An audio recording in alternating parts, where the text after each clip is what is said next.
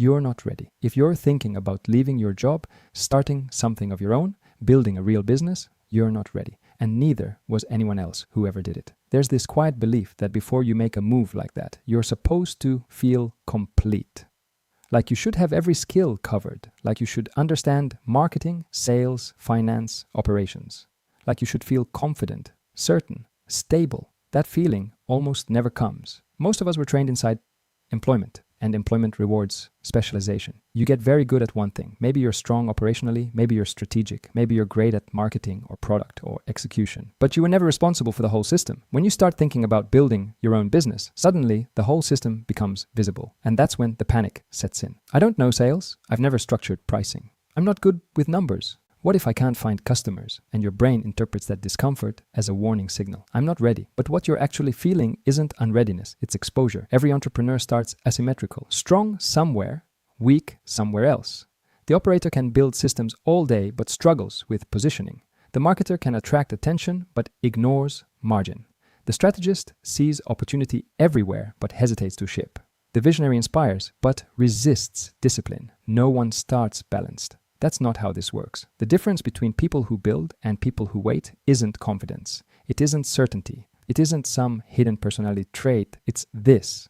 Some people decide to design around their weaknesses instead of waiting for them to disappear. Because they won't disappear. You don't eliminate gaps before you build. You discover them by building. The key is architecture. If you're strong operationally, your first risk isn't productivity, it's monetization and market clarity. So you focus there. If you're strong in marketing, your first risk isn't visibility, it's financial logic and margin.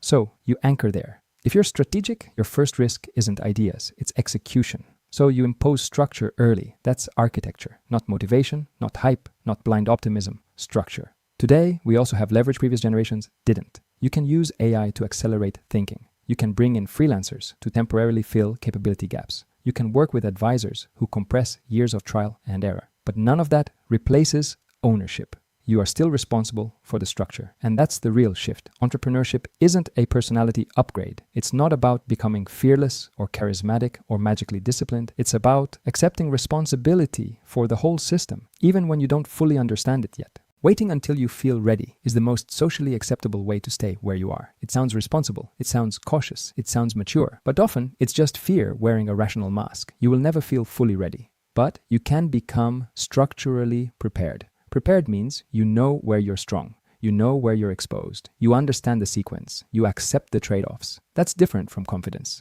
Confidence is emotional. Preparation is structural, and structure is what turns ambition into something real. So if you're waiting for the moment you feel complete, stop. That moment doesn't exist. The real question isn't, am I ready? It's, am I willing to design this intelligently enough to begin? That's a very different question. And once you ask it honestly, you're already closer than you think.